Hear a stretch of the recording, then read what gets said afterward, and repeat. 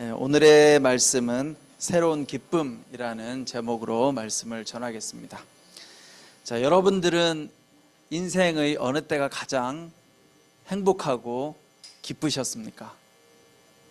저마다 다 행복했던 시절이 있으리라고 생각합니다. 제가 어제 결혼식에 갔는데요. 결혼식에 가서 주례를 했는데 역시 많은 사람들이 인생에서 가장 큰 행복과 기쁨의 때는 결혼식인 것 같아요. 결혼식에 가면 그냥 왠지 모르게 설레이고, 또 많은 하객들도 교회에 나올 때는 그렇게 멋지게 안 입고 오는데 결혼식은 다들 너무 멋있게 입고 오죠, 그렇죠? 그래서 보면 결혼식장에서 보는 모든 남자분들은 다 멋지고 모든 여성들은 다 아름답고, 어제 제가 주례한 신랑 신부도 정말 연예인처럼 잘생기고 아름다운 그런 신랑 신부였습니다. 결혼식장에 가면 또 하나 기쁜 것 중에 하나가 뭐예요? 결혼식을 보고 식사하는 거죠, 그렇죠? 요즘은 결혼식에도 안 들어가요. 바로 식사 장소로 가서 열심히 먹죠, 그렇죠? 그게 결혼의 기쁨이에요. 근데 제가 생각해 보니까 결혼식보다 더 기쁜 게 있더라고요. 제가 한번 생각해 봤어요. 결혼식보다 더 행복한 게 뭐가 있을까? 뭔 줄 아세요, 여러분? 너무 정답이어가지고 할 말이 없네. 그렇죠? 천국 가는 것도 기쁨인데, 그냥 인간적으로 생각해 보니까, 여러분 결혼하려고 하면 사랑하는 사람에게 사랑의 고백을 했을 거 아니에요. 제가 생각해 보니까 제 인생의 가장 행복한 순간은 사랑하는 사람에게 사랑을 고백했을 때, 그 사랑을 받아주었을 때, 그때보다 더 행복했던 적은 없었던 것 같아요. 그런데 아무튼 우리의 인생에는 이렇게 참 행복의 순간들이 다 있습니다. 그런데 여러분 살다 보면요, 가장 행복할 때 역설적으로 위기와 어려움이 또 찾아와요. 인생이라는 것이 영원토록 행복하면 참 좋겠는데 삶이 그렇지가 않아요. 막 너무 행복해, 요즘 너무 기뻐. 그런데 그러다가 어느 날 뭐가 찾아와요? 고민거리가 찾아오고 걱정과 어려움이 탁 찾아오는 거예요. 그래서 그때 여러분들 너무 놀라지 마세요. 인생 살다 보면 반드시 우리의 삶에 걱정거리, 고민거리, 어려움은 찾아와요. 근데 그게 언제 찾아올 때가 많냐? 잘 나가고 있을 때. 또 우리가 인생을 살다 보면 힘들고 좌절되고 낙심될 때가 있죠, 그렇죠? 이거보다 더 내려갈 바닥은 없어. 왜 이렇게 나한테는 힘든 일만 생기지? 근데 여러분, 인생이요 영원히 힘들지는 않아요. 또 힘들다 보면요 어느 날 희망의 빛이 비춰오고 조금씩 좋아지면서 그 절망의 바닥을 딛고 다시 기쁨이 찾아와요. 그래서 인생은 우리가 어떻게 살아가야 되느냐? 힘들고 어려우면 예수님 앞에 나가서 의지하고 기도하고, 삶이 기쁘고 행복하면 하나님 앞에 감사하면 되는 거예요. 두 가지만 하면 돼요. 힘들고 어려우면 예수님께 나아가서 의지하고 기도하고, 삶이 행복하고 기쁘면 하나님께 감사드리면서 살아가면 된다. 그러니 여러분, 영원히 행복하지도 않고 또 영원히 절망적이지도 않으니 우리에게 주어진 삶을 늘 하나님 앞에서 겸손하게 살아가는 것이 바로 우리의 본분이다라는 것입니다. 자, 오늘 말씀은 예수님께서 첫 번째로 표적을 행했던 내용을 보여주고 있는데요, 물을 포도주로 만든 사건, 우리가 너무 잘 아는 사건이지만 이 사건 속에서 우리가 찾을 수 있는 신앙적인 교훈을 한번 찾아보도록 하겠습니다. 자, 첫 번째는 혼인잔치, 이 결혼식과 같은 축제 때에 영원히 기쁨이 지속될 것 같은데 그 혼인의 기쁨 속에서도 삶의 어려움과 위기는 찾아온다라는 거예요. 오늘 3절 말씀을 한번 보면, 그런데 포도주가 다 떨어지자 예수의 어머니는 예수께 와서 포도주가 다 떨어졌구나 라고 말해 주었습니다. 자, 여러분, 결혼식에서, 이 고대 근동 사회에서 결혼식에서 가장 결혼식의 흥을 돋구어 주는 것은 포도주다. 포도주를 먹으면 흥이 나겠죠, 이렇게 술을 취하니까, 그렇죠? 그래서 이 혼인잔치에서 가장 중요한 것 중에 흥을 돋구어 주는 것 중에 하나가 포도주였는데 이 포도주가 지금 떨어진 거예요. 그러니까 결혼잔치가 어떻게 될 분위기예요? 결혼잔치가 지금 파장을 받게 되는 거죠. 왜냐하면 잔치를 기쁘고 즐겁게 만들어 주어야 될 포도주가 떨어진 거예요. 여러분들 감이 안 드시죠? 왜냐하면 요즘 우리가 결혼식장 가서 막 포도주 마시진 않잖아요. 그러니까 이렇게 생각하면 돼요. 결혼식장에 가서 여러분들이 부주를 하고 쿠폰을 받았는데 밥을 먹으러 갔더니 밥이 없대. 밥이 떨어졌대요. 어때요, 여러분? 황당하죠, 그렇죠? 인생에는 잘 나가다가 어느 날 탁 떨어질 때가 있다는 거예요. 제가 이 본문을 읽다가 이게 남의 이야기가 아니고 제 이야기였어요. 제가 여기 서빙고에서 결혼을 했는데, 결혼식을 했는데 예상보다 하객들이 많이 온 거예요. 왜냐하면 누가 올지 예측이 안 돼. 여러분들은 이제 보통 친구들 이렇게 하면 되는데, 저는 그 당시에 이제 제가 목사였단 말이에요. 온누리교회에서 유일한 총각 목사로 공동체를 담당했던, 제가 전설이에요, 전설. 온누리에서 총각인데 공동체를 맡았던, 그 뒤로도 없는, 지금은 불가능한. 근데 이제 불특정 성도님들이 있잖아요. 저는 모르는데 그 성도님들은 오실 수가 있잖아요, 그렇죠? 예측이 안 되는 거예요. 그래서 결혼식을 하고 이제 식사를 하는데, 두란노리에서 식사를 하는데 사람이 너무 많이 와버린 거예요. 문제는 이제 너무 많이 와가지고 음식이 모자라진 거죠. 그래서 저한테, 내가 신랑인데 지금 정신이 없는데 지금 식당에 출입이 금지됐다는 거예요. 식사가 이제 예약된 숫자보다 너무 많이 와가지고 그걸 어떻게 해요?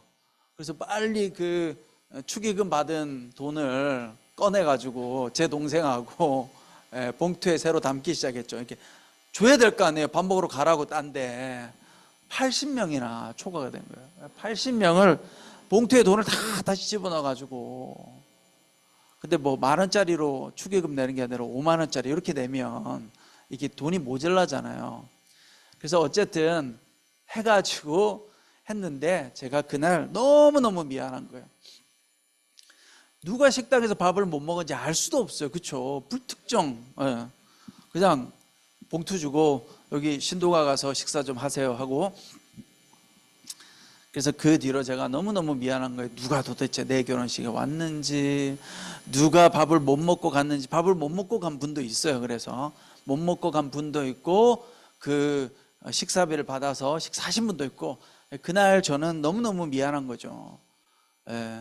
결혼식은 좋았으나 저는 그날 정말 지옥을 오간, 정말 가슴이 덜컥 내려앉는 거예요. 제가 너무 정신이 없었어요. 이 오늘 본문이 마찬가지인 거예요. 여러분, 포도주가 지금 떨어진 거예요. 얼마나 절망적이에요. 우리의 인생이 그렇다는 거. 우리의 인생이 풍요롭고 항상 좋을 것 같은데 예상하지 못하게 어느 날 위기와 어려움이 닥쳐온다. 여러분, 이게 중요한 인생의 교훈이에요. 예수를 잘 믿어도, 신앙생활을 여러분들이 열심히 해도 인생에는 예상하지 못하는 어려움이 찾아와요.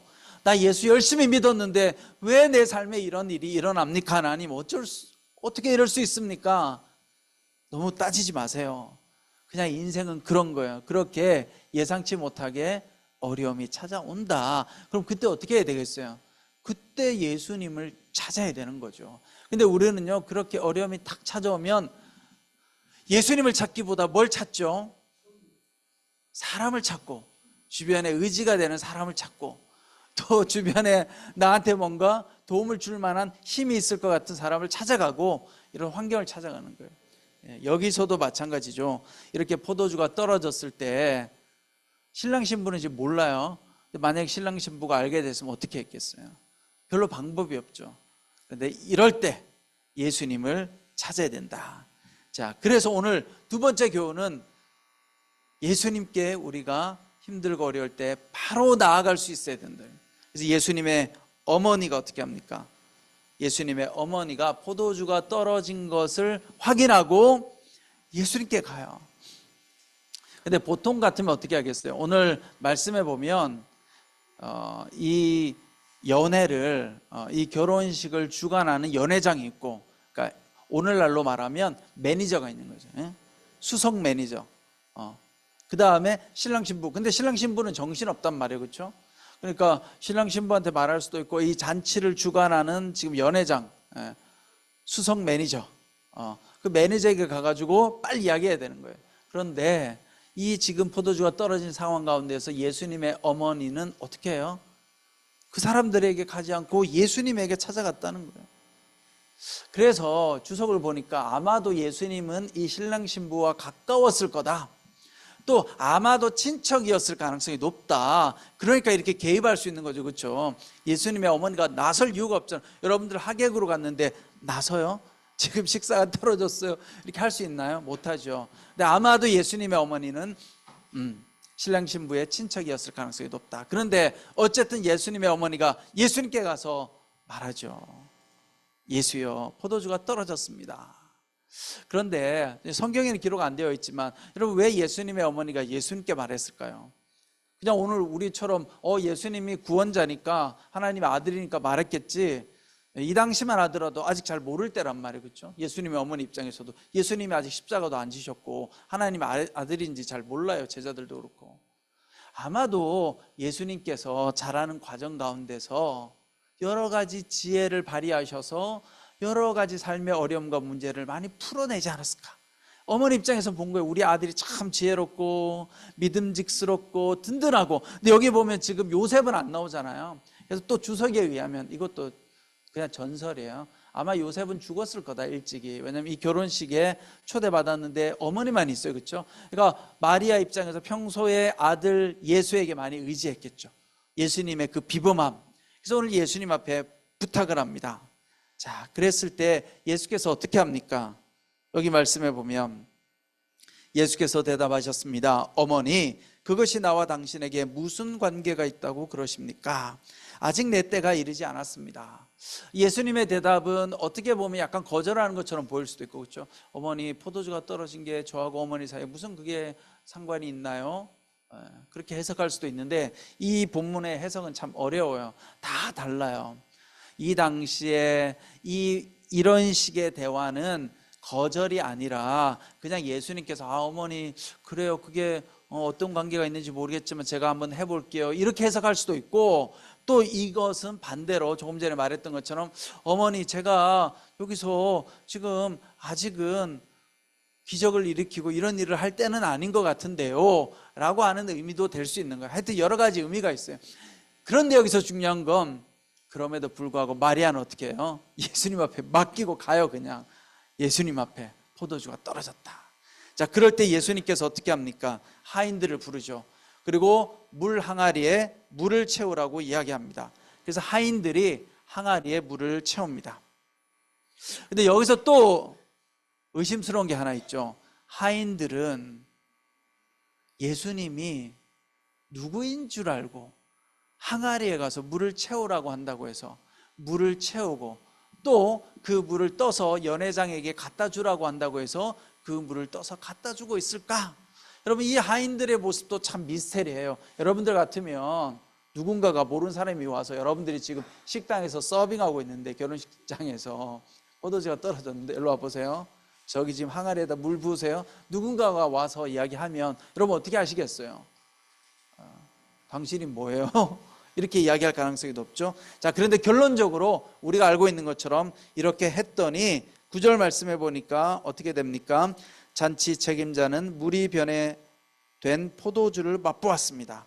그는 그 포도주가 어디에서 났는지 알지 못했지만 물을 떠온 하인들은 알고 있었습니다. 자, 여기서 여러분 중요한 것이 뭐냐? 결론적으로 순종했던 하인들은 물이 포도주로 바뀐 기적을 경험할 수 있었다.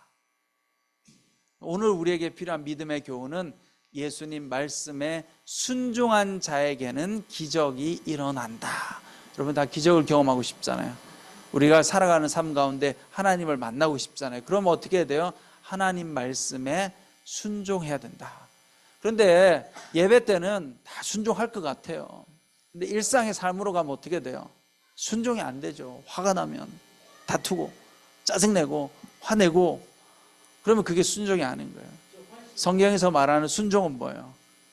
성경에서 말하는 순종은 하나님을 사랑하고 이웃을 내 몸과 같이 사랑하고 정의를 행하고 진리를 행하고 십계명을 지키고 살아가는 삶이 바로 순종이라는 거예요. 그러니까 그 순종하는 삶은 평소에 우리가 성경 말씀을 많이 묵상하고 그 말씀을 내 삶 가운데 잘 적용하려고 하는 노력이 있을 때 우리가 순종이 되는 거예요. 아, 이것이 믿음의 순종이구나. 이렇게 깨달으면 누구나 못하겠어요. 아, 이것이 예수님께서 말씀하신 순종이네. 다 할 수 있죠. 근데 그게 아니라 우리의 일상 가운데 위기가 찾아올 때, 힘들고 어려울 때, 다툴 때, 화가 날 때, 내 생각하고 다를 때, 그럴 때 어떻게 해요? 하나님이라면 어떻게 하실까? 예수님이라면 어떻게 하실까? 주일날 예배를 드려야 되는데 주일날 사업을 하면 돈을 많이 벌 것 같아요. 누군가가 나한테 제안했어요. 야, 주일날 여기 와서 일해. 그럼 내가 돈을 많이 줄게. 그러면 여러분들 마음속에 고민이 돼야 되는 거예요. 그게 순종인 거예요. 아, 예배를 드려야 되는데 내가 그런데 저기 가면 내가 돈을 많이 벌 수 있다고 하는데 어떻게 하는 게 좋을까? 이게 고민이 안 되면 순종이 어려운 거예요. 그런데 그런 고민을 하려고 하면 평소에 말씀을 읽어서 하나님의 뜻이 무엇인지를 알고 있어야 우리가 고민도 되고 순종도 할 수 있겠죠. 그렇죠? 하나님 말씀을 늘 묵상해야 되는 거예요. 자, 그런 점에서 여러분, 오늘 하인들에게는 믿음이 있었다는 거예요. 이 하인들은 어떤 믿음이냐? 하인들은 잔치를 오래 베푸는 것을 경험했던 거예요. 여러분, 하인이니까 얼마나 많은 결혼식을 치러봤겠어요. 이 하인들은요, 어쩌면 일반인들보다 더 지혜로운 거예요. 잔치를 많이 치러봤어요. 잔치에 많은 문제가 일어나는 걸 경험했어요. 그래서 이 하인들은 그냥 본능적으로 아는 거예요. 어떻게 해야 될지. 아, 이건 방법이 없구나. 하인들은 다 아는 거예요. 지금 포도주가 떨어졌어요. 새로운 포도주를 가져오는 건 불가능해요. 하인들은 알죠. 여기에 특별한 방법이 없구나. 그래서 쓸데없는 이상한 행동을 하지 않아요. 이 하인들은 억지로 이상한 음료를 가져와서 포도주라고 속이지 않아요. 사기치지 않아요. 예? 오늘날 그렇게 얼마나 많이 해요. 사람들이 순간을 모면하려고 거짓말하고 속이고 이렇게 하잖아요. 근데 이 하인들은 어떻게 해요? 그런 행동을 안 해요. 이게 지혜인 거예요. 엉터리 행동을 하지 않고 가만히 있는 거예요. 그리고 예수님께서 말씀하시는 것에 대해서 어떻게 해요? 받아들이고 순종하는 거죠. 삶이 흘러가는 대로 받아들이는 그 순종함이 오늘 하인들에게 있는 거예요. 여러분, 그래서 우리가 살아가면서 삶이 흘러가는 대로 나에게 주어지는 상황을 내가 받아들이는 것이 중요해요. 내가 억지로 상황과 환경을 바꿔가지고 내가 원하는 대로 변화시키려고 하지 말고 그 흘러가는 상황에 내가 순종하고 따라가다 보면 하나님께서 역사하시는 것을 경험할 수가 있습니다. 순종은 뭐예요?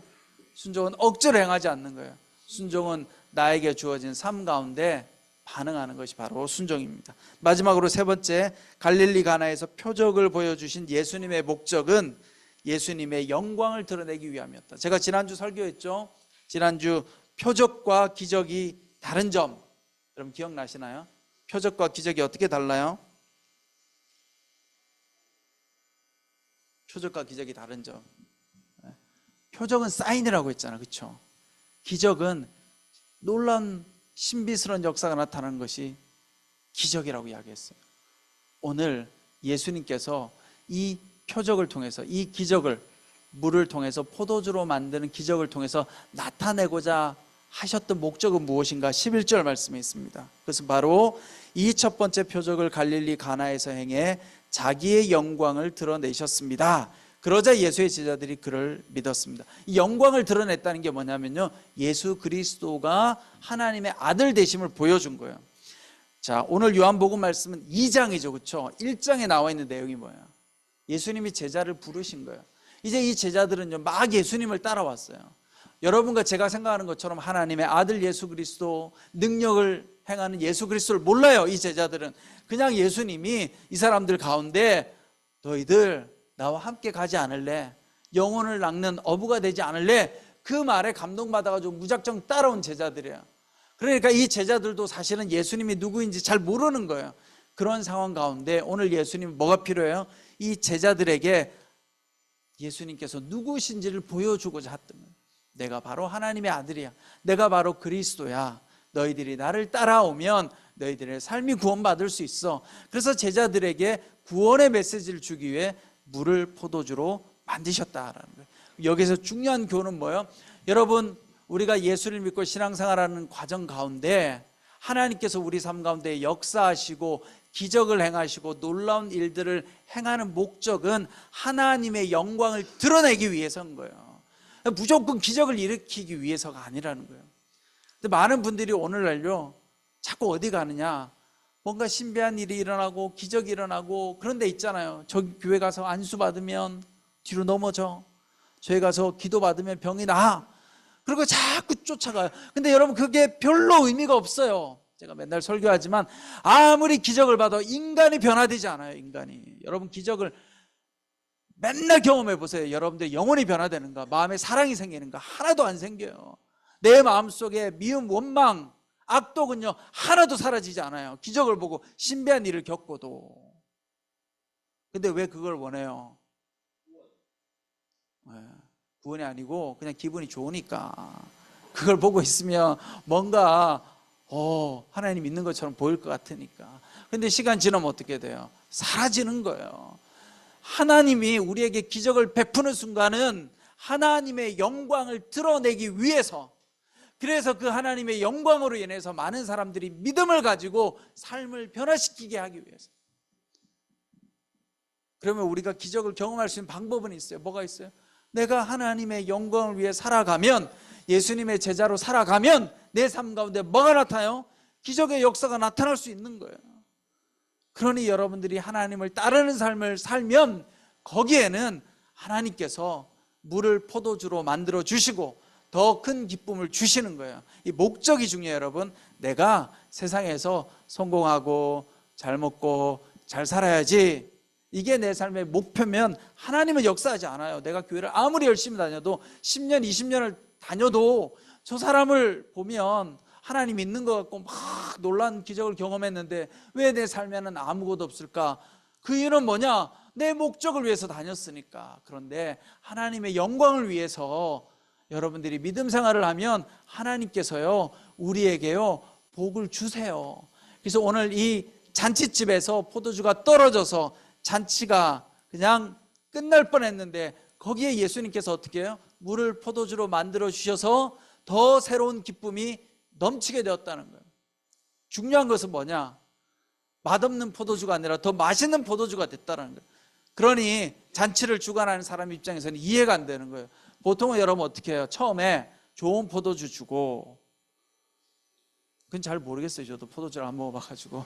좋은 포도주 주고 술집에 가면 좋은 술 주고 나중에 안 좋은 술 주나? 뭐 잘 모르겠지만 뭐 그럴 수 있죠. 왜냐하면 술에 취했으니까 이제 몰라 맛을. 그러니까 안 좋은 걸 줄 수 있다는 거죠. 그런데 신기한 거, 이 잔치집 주인이 봐도 아니 이 집은 어떻게 사람들이 지금 취해가지고 이런데 더 좋은 걸 내왔을까? 여러분 여기에 중요한 의미가 있는 거예요. 바로 예수 그리스도는 어떤 분이냐? 우리 삶을 맛있게 만들어주는 분이다. 예수가 임하면 우리 삶에 더 큰 기쁨이 있고 흥이 생기는 것이다. 그럼 비유적으로 말하면 여러분과 저는 어떤 인생이 돼야 되느냐? 맛없는 포도주가 아니라 맛있는 포도주가 돼야 되는 거예요. 우리가 잘 익은 포도주처럼 오늘 우리가 예수님을 만나면 향기로운 인간, 맛있는 인간, 멋있는 사람, 향기 나는 사람이 되어야 되지 않겠습니까, 여러분? 여러분들이 예수님을 만나면 그런 존재가 되는 거예요. 우리는 다 예수님 안에서 향기 나는 사람이 될 수 있어요. 여러분들이 비록 조현병으로, 조울증으로 어려움 가운데 시달려도요, 여러분들은 향기 나는 사람이 될 수 있는 거예요. 제가 맨날 이야기하지만 정신 멀쩡하게 갖고 있는 저 세상 사람들이 멀쩡한 것 같아요? 안 멀쩡해요. 다 정신이 이상해. 그냥 우리는 의학적인 진단 기준에 의해서 당신은 조현병입니다, 조울증입니다 일 뿐인 거지, 하나님의 눈으로 보면 다 상태가 안 좋아요, 여러분. 그러니까 너무 거기에 너무 그럴 필요가 없는 거예요. 내가 예수 그리스도를 만나면 비록 내가 부족한, 오늘 포도주가 떨어진 존재인 것 같으나 예수가 내 삶에 찾아오면 내 삶에 뭐가 찾아와요? 좋은 포도주가 되는 거예요. 맛있는 포도주가 되는 거예요. 맛없는 포도주는 누구냐? 바로 유대교인 거예요. 유대교. 그래서 오늘 돌 항아리가 몇 개 있어요? 6개 있었죠. 그게요, 유대교에서는 완전수가 7이에요. 7. 7이라는 숫자가 굉장히 상징적인데 완전함을 뜻하는 게 7이에요. 근데 오늘 돌 항아리가 몇 개 있어요? 여기 보면 6개 놓여 있었죠, 그렇죠? 6개는 불완전수예요. 이 돌 항아리는 뭘 상징하느냐? 유대교를 상징해요. 유대교는 불완전한 종교인 거예요. 유대교는요, 맛없는 포도주예요. 왜냐? 형식과 율법에 치중된 종교니까. 이 유대교를 믿으면 삶이 자유롭지 못해. 오늘날 우리도 마찬가지죠. 여러분들이 교회 다니는데 율법과 규율에 매여 있으면 그 사람은 행복하지 못한 신앙인인 거예요. 자유롭지 못한 신앙인. 예수를 만나야 돼. 예수를 만나서 내가 자유로워져야 돼. 그래야 어떤 사람이 돼요? 내가 행복한 그리스도인. 그래서 6개의 돌 항아리에 예수가 물을 부으니 그 맹물이 맛있는 포도주로 바뀌잖아요. 예수가 우리의 삶 가운데 찾아오면 그 예수님을 우리가 받아들이면 우리의 삶이 맛있는 포도주, 향기 나는 사람, 그런 사람이 다 될 줄 믿습니다. 여러분 모두가 예수님을 통해서 새로운 기쁨을 맛보게 되는 여러분 되시기를 축원합니다. 기도하겠습니다. 지금은 우리 주 예수 그리스도의 은혜와 하나님 아버지의 그 크신 사랑과 성령님의 감동, 감화, 위로 교통하심의 역사가 예수 그리스도로 인하여 우리의 삶이 더 향기롭고 맛 좋은 포도주가 되기 원하는 우리 모든 성도님들 한 분 한 분 머리 위에 그 모든 가정과 자녀들과 삶의 터전 위에 지금부터 영원토록 함께 하시기를 간절히 축원하옵나이다. 아멘.